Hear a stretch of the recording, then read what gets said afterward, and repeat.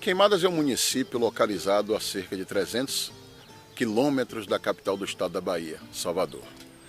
Queimadas, na verdade, é oriunda da vila de Santo Antônio de Queimadas, de onde deriva o seu nome atual. Queimadas possui hoje cerca de 30 mil habitantes, possui uma economia pequena, é uma cidade pacata e que sofre todos os efeitos das regiões que estão localizadas no semiárido. Aquela cidade do sertão, aquela cidade do Nordeste, aquela cidade que vem ao longo de toda a vida e a nossa região sofrendo as intempéries, né, do clima, né? Apesar de que é uma cidade que estava inserida num contexto porque era ligada pela rede férrea federal. Né? Está aqui a cidade do sertão e talvez Queimadas e Tucano sejam as duas cidades onde Lampião esteve mais próximo do litoral, mais próximo do mar da Bahia, né? Tucano e Queimadas. E daí para trás, aqui atrás nós somos o portal de entrada do Sertão de Canudos. Do dia 22 de dezembro de 1929, vai entrar definitivamente na história de Queimadas de forma trágica. É nesse local onde Lampião, proveniente de Cansanção, uma cidade próxima que faz limite com Queimadas, onde ele houver aterrorizado a população e praticado toda a sorte de desatinos, atravessa o rio Itapicuru, que está aqui às suas margens, para invadir o município. Isso acontece por volta de 3 horas da tarde e a cidade está completamente despreparada. Como ele havia cortado os fios do telégrafo em Cansanção, não se tinha notícia do que estava acontecendo na cidade vizinha. Nós estamos falando, logicamente, de um período em que todas as dificuldades logísticas eram acentuadas. Não existia um transporte adequado, não existiam estradas, como se dizia no tempo, carroçáveis, não existia meios de comunicação, era servido apenas do telégrafo, o que facilitava com que esses grupos de bandidos, ao chegarem em qualquer local, de imediato, eles poderiam dominar a população. Lampião vai desembarcar aqui à frente de cerca de 15 homens, todos eles pertencentes ao seu bando, os mais cruéis e sanguinários cangaceiros, que com ele vagavam pelo sertão nordestino, e vai subir a estrada, a rua, próximo ao rio, e a partir daí, Queimadas vai fechar um ciclo de sangue dentro da sua existência.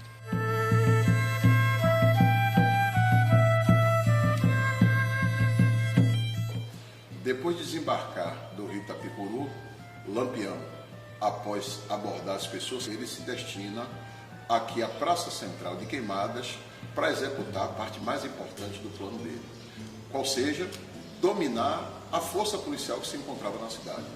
Então ele chega aqui à cadeia pública de Queimadas acompanhado do bando, e a força pública que se encontrava aqui naquele momento estava completamente desprevenida. Afinal de contas, ninguém poderia imaginar que o bando de Lampião teria o atrevimento de atacar uma cidade medianamente guarnecida. Aqui se encontravam 8 policiais militares, o sargento Evaristo da Costa, comandante, e 7 soldados, que se encontravam todos, ou quase todos, aqui no prédio. E quando eles chegam aqui, a tropa logo depois é surpreendida e Lampião dá voz de prisão aos policiais que se encontravam. Em seguida, segundo consta, ele usa de um artifício que os próprios policiais se utilizavam para chamar outros policiais, que era silvos de apito. E os policiais que se encontravam na redondeza, imaginando que deveria haver alguma necessidade, eles acorrem para cá e imediatamente eles são também rendidos. Há também a história de um policial que, ao saber que Lampião já se encontrava, que tinha dominado aqui a força policial, ele vem e se entrega espontaneamente a fim de ficar com seus companheiros, compartilhando a mesma sorte que os policiais militares compartilhavam até aquele momento. E eles, naquele momento, ainda pensavam que se tratasse de uma força amiga, né, de uma volante, e foi quando o Lampião se identificou e aí prendeu todos, deu voz de prisão, prendeu todos.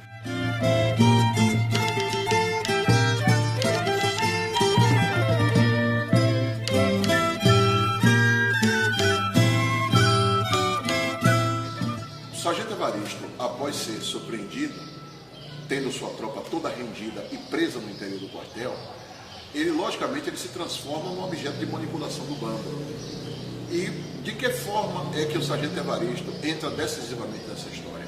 Ele recebe um fuzil desmuniciado, já que todo o armamento e munição do quartel, ela é, logicamente, apreendida, pelos cangaceiros, a munição distribuída entre eles, e ele passa a integrar o bando, naquele momento, hipoteticamente é lógico, e percorrer as ruas da cidade fazendo a coleta dos valores que o cangaceiro exigia aos comerciantes e às pessoas que fossem escolhidas.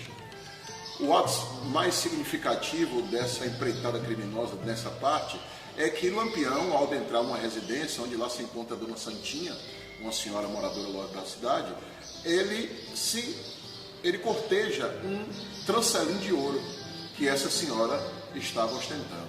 Ele dirige vários elogios àquela peça e ela decide então presenteá-lo.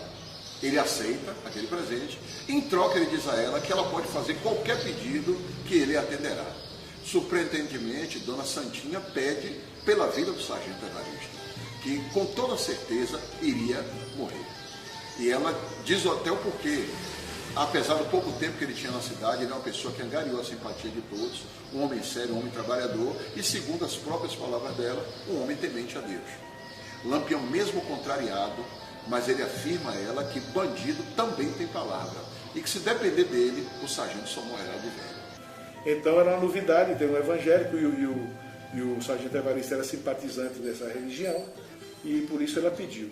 E Lampião, ela fez o pedido, ele fazia o pedido, ele disse que concordava. Quando ela pediu, que era para poupar a vida do sargento Evaristo, ele disse, apesar de ser um macaco, mas palavra dada, palavra confirmada. Tá certo? Então foi nessa situação que o Evaristo sobreviveu aí a essa situação e viveu o resto de sua vida, de longa vida, aproximadamente 100 anos, ele viveu aqui na cidade de Santa Luz. Após essa coleta, Lampião inclusive avisa que irá cometer um desatino, segundo as próprias palavras dele, no quartel, e se dirige à Praça Central, aqui no prédio onde nós estamos, na cadeia pública de Queimadas.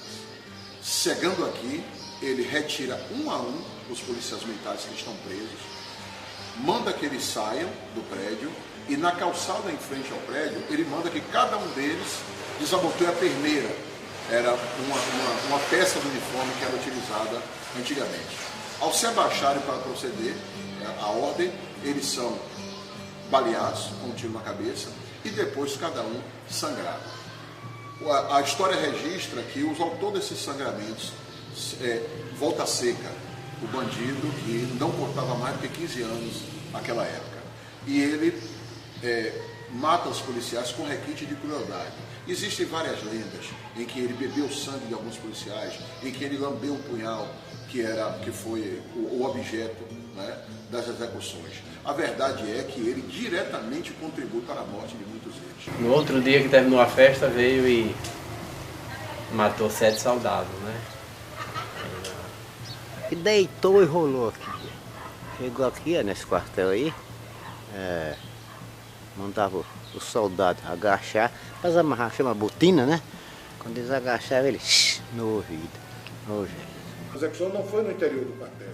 A execução foi na via pública, no passeio público do quartel. E ao chegar, Lampião estava com mais alguns jagunços ali perto, ele mandava que o policial tirasse a caneleira, né? A caneleira que substituiu o coturno, o alto coturno, e naquele gesto que eles se baixavam para tirar a caneleira, eles atiravam na cabeça e sangravam, né? E num desse momento, o soldado Aristides Gomes de Souza, né, ele enfrentou o Lampião. Ele chamou para o duelo, chamou de covarde, né, e se surgiu. E Lampião disse, eu só vou lhe matar porque você é um inimigo, você é um macaco, que chamava de macaco, mas você é muito homem. Só que está do lado contrário, eu vou lhe matar. E esse Aristides hoje dá impressa seu nome heróico ao pelotão aqui, sediado aqui no município de Queimadas.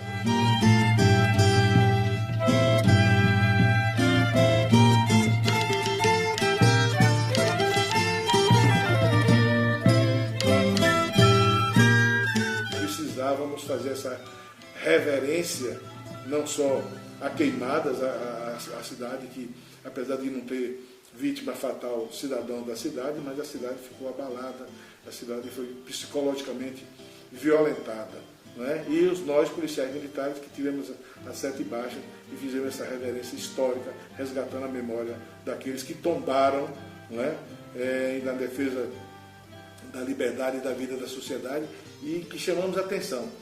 Eram policiais que vieram de Pernambuco, contratados. E é importante que a sociedade saiba que hoje nós continuamos com esse mesmo mistério, né, de defender a vida, a liberdade, o patrimônio, a incolumidade do cidadão, mesmo aqueles que nós não conhecemos, em circunstâncias, às vezes, das mais adversas.